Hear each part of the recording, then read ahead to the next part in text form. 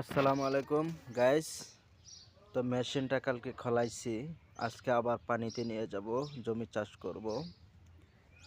তো গাড়ি পরিষ্কার রাখলে সৌন্দর্য বাড়ে, কাজকাম করতেও ভালো লাগে। দেখেন কতটা পরিষ্কার করে ফেলেছি গাড়িটা।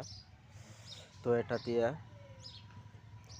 পেক কাদা জমি চাষ করা হয়, আর এটা দিয়ে শুকনা জমি চাষ করি। এই হলো আমার দুইটা মেশিন। তো একটা সেল করে দেব, যদি কেউ নিতে চান কমেন্টে জানাবেন।